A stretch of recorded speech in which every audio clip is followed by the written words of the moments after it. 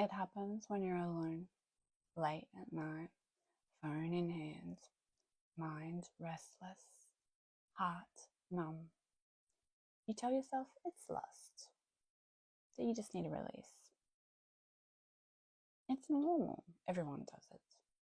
Just one more scroll, one more fantasy, one more body to imagine. But if you were honest with yourself, really honest, you'd feel it. The emptiness, not just after, but during, even while you're chasing it. You think it's desire, but it's not. It's hunger for something deeper than skin.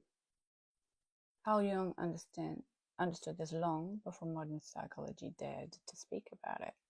He said people will do anything, no matter how absurd, to avoid facing their own soul. And lust, this constant grasping, craving, consuming, it's not about pleasure. It's about escape. Escape from boredom, from pain, from loneliness, from the aching silence within your own heart. You tell yourself you want her, but what you really want is to feel alive, to feel held, to feel seen, to feel something, anything beneath the surface of this empty, performative life. But instead of turning inward, you chase the body, you chase the image, you chase the surge of dopamine that disappears just as fast as it came. And the moment it's over, you're left with the same void, the same silence, the same self, untouched. You see, lust isn't the enemy, it's the symptom. It's your soul trying to get your attention, because beneath that craving is something much deeper. Disconnection. You're not connected to your body. You're not connected to your purpose. You're not connected to your emotions. You're not connected to you. So you reach for the easiest substitute, the illusion of closeness, the illusion of control, the illusion of being wanted. But Jung would say this is the shadow in action. The part of you that was never loved in the right way now searches for love in the wrong ways. And it's not just about sex. It's about all the ways you run. The compulsive texting, the porn at 2 a.m., the meaningless conversations that feel almost intimate, the constant mental replay of someone who made you feel desired once. But what you're really doing is avoiding the loneliness that lives under your skin. Because to sit with it, to really feel it, is to admit that you don't want release. You want rescue from your isolation, from your own numbness, from your own buried needs that you were never allowed to have. Jung saw this in his patients who came to him, not with sexual issues, but with spiritual hunger disguised as desire. He didn't moralize. He didn't judge. He went deeper. Because he knew the real question wasn't why do I feel lust, but rather what is the lust trying to distract me from? And that is the question you have to ask yourself now. Because if you don't, you will keep feeding the craving, but never touch the wound. You will keep chasing bodies, but never feel intimacy. You will keep fantasizing, but never be seen. You will keep finishing, but never be whole. So here's the truth no one tells you. You don't need more pleasure. You need more presence.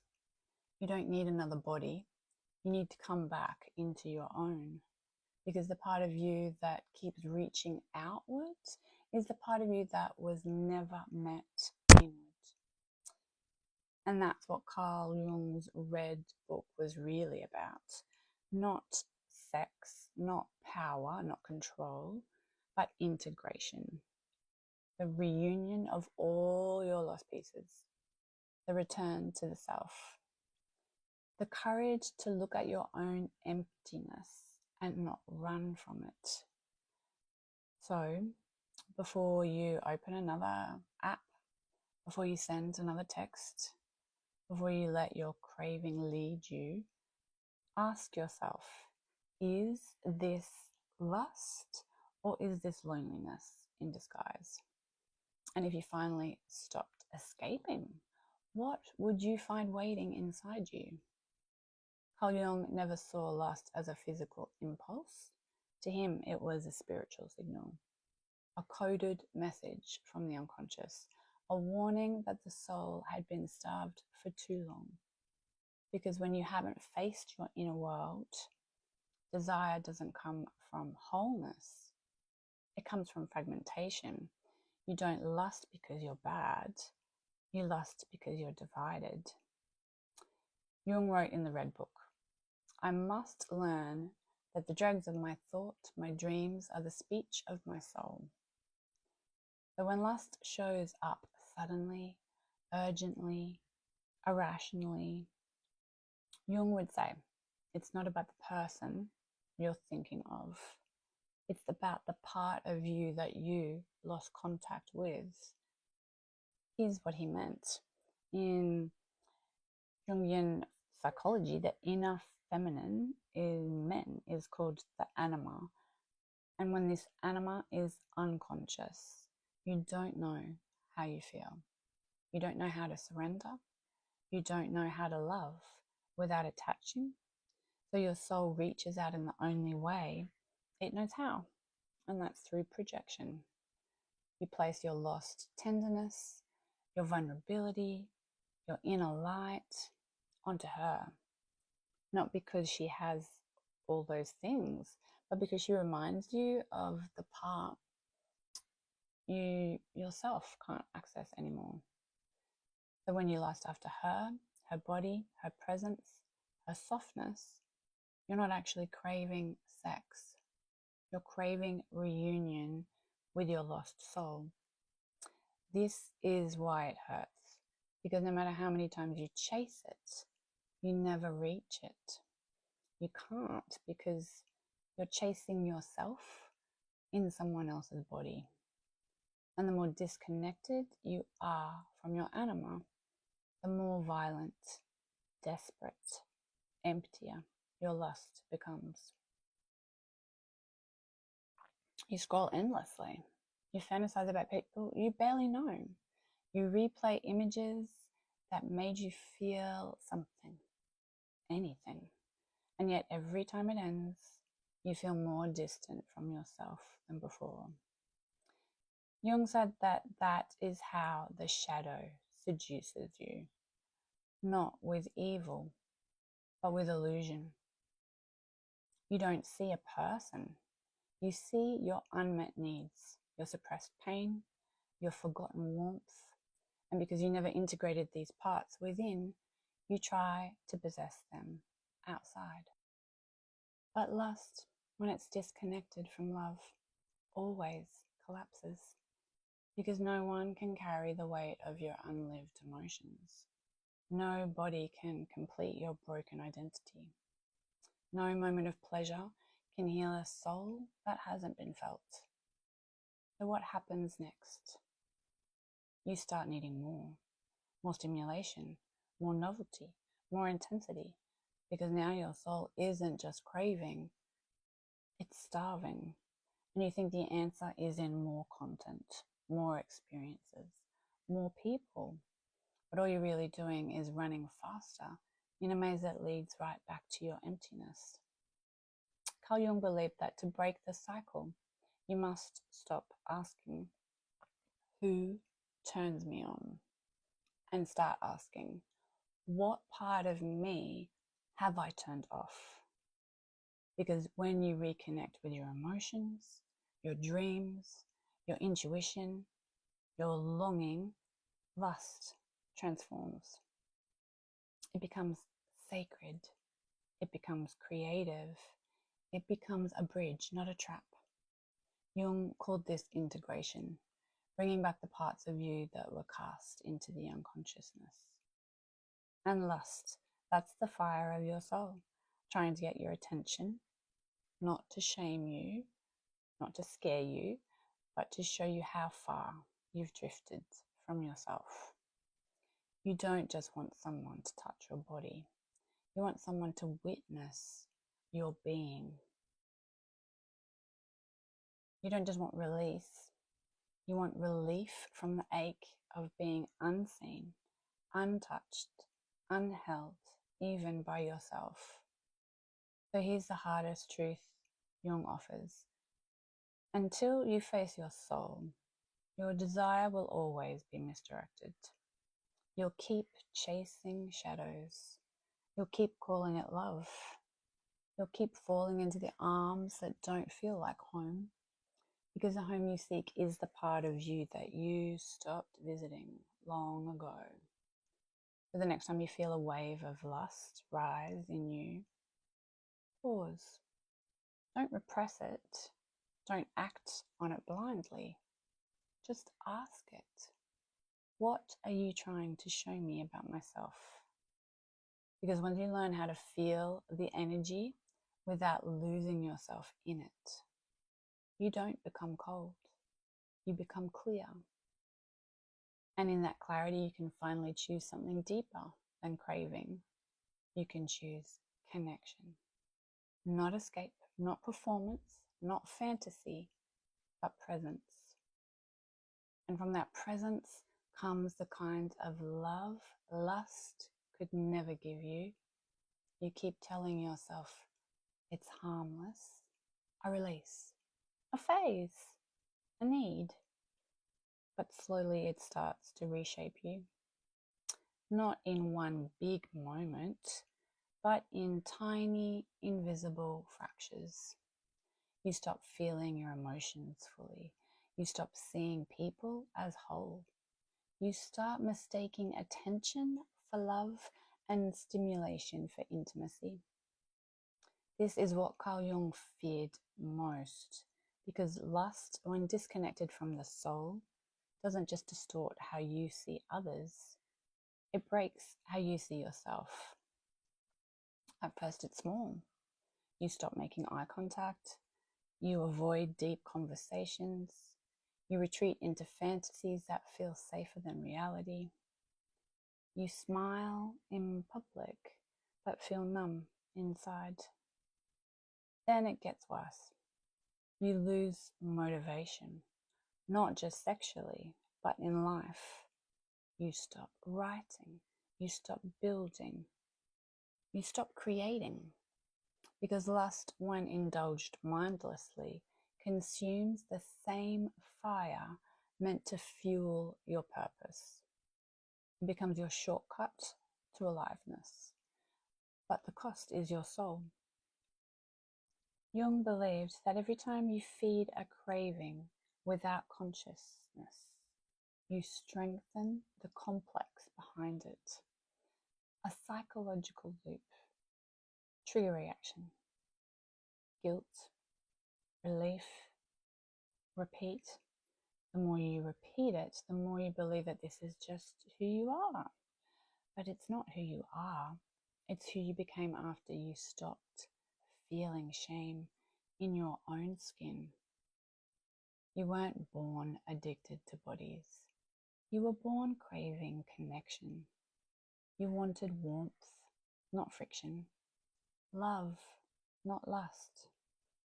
Presence, not performance. But when life didn't give you those things, you turned to fantasy. Because in fantasy, you control the narrative. You're wanted. You're powerful. You're never rejected. But here's the cost. You stopped showing up for the real world.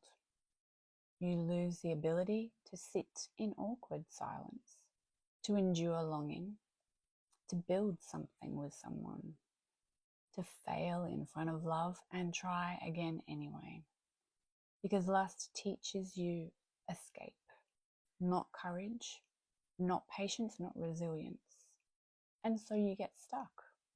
You keep chasing highs that never touch your heart. You keep looking for women who make you feel something, just enough to distract you from how disconnected you are. And maybe worst of all, you start to resent yourself. You tell yourself you're weak, that you're broken, that you'll never find real love. But Jung would say it's not brokenness, it's disconnection from the inner feminine, from the soul's ability to nurture, to hold, to feel. You have no fire, no warmth. You have desire, but no devotion. And without integration, lust becomes violence, not outwardly, but inwardly. You betray your own values. You promise yourself never again, only to fall back into the same loop the very next day. And over time, your mind becomes scattered. Your heart becomes calloused. Your dreams run dry, because nothing that once made you feel alive can compete with the intensity you've wired into your system. The high is short, the aftermath is long, and the worst part, you start needing more and feeling less. Jung called this psychic possession, when a complex hijacks your willpower, when you no longer act, you are acted through.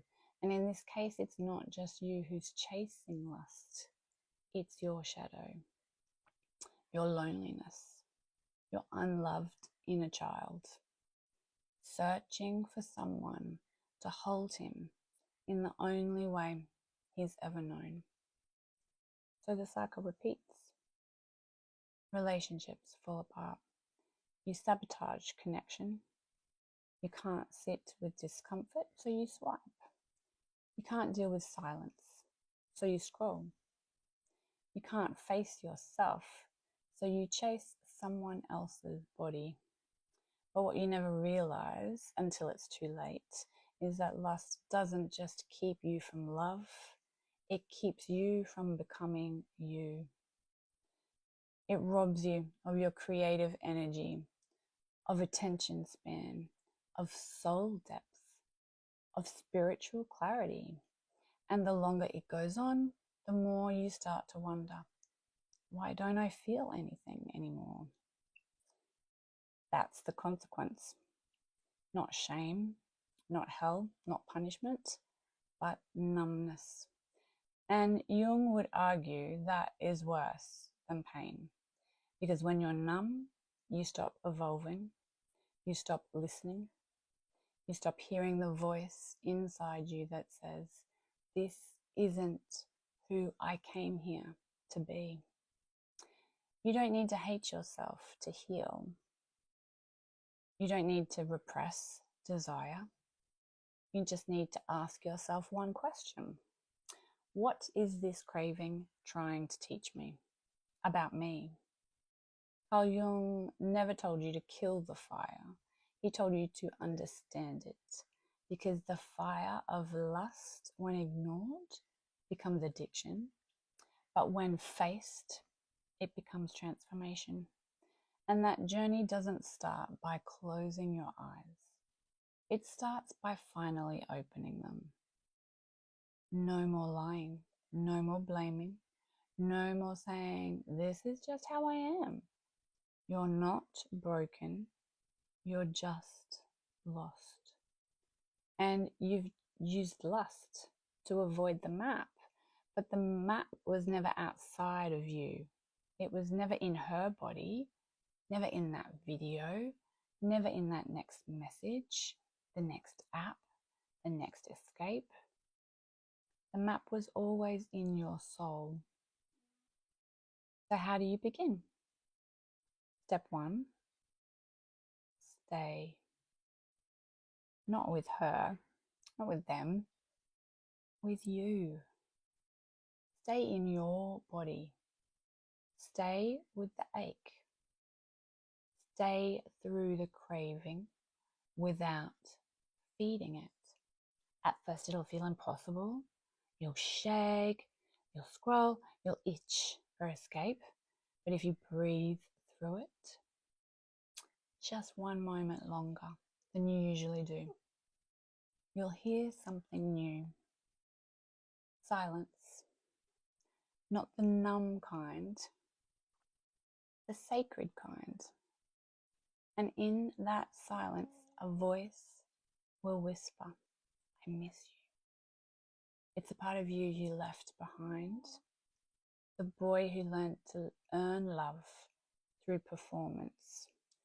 The soul who mistook touch for truth. The man who forgot that his craving was not evil, just unmet. Jung believed that you don't kill your shadow, you integrate it. You sit with it. You learn from it. You bring it back into the light. So what does that look like? You start writing again, not just to express, but to feel. You create, not to impress, but to release. You sit in nature. You let yourself cry. You breathe into your chest and ask, what do I actually want right now? And you listen, not just once, every day, because healing lust isn't a one-time fix. It's a daily relationship with your own soul. And over time, the cravings lose their grip. Not because they disappear, but because you no longer fear them. You welcome the heat. You thank the desire. You hear what it's really saying. I want love. I want beauty. I want meaning. I want me. You don't need to shame yourself anymore. You don't need to prove anything. You just need to come home.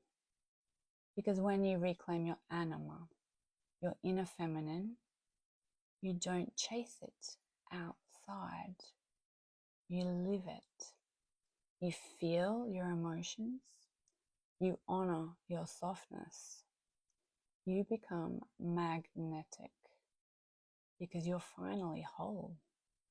And then when someone does come along, you don't need to possess them. You don't need to be rescued. You don't need to complete the parts of you abandoned, because you already did that. In silence, in darkness, in the sacred place lust could never reach, but your soul always could. So if this hits something inside of you, then you've already begun the journey back. Sit with it, listen again, and tell me in the comments, what have you really been craving all along? Like, subscribe, check out my free course if this resonated. You may very well come to say that your addiction was the best thing that ever happened to you, because what awaits you, what's behind the veil, is real empowerment. Sex was weaponized against you to distract you from who you really are. Come down the rabbit hole with Alice and let me show you just how incredible you really are. And remember, you were never addicted to her. You were addicted to the feeling of being whole. Now give that back to yourself. Click the link below. Let's go.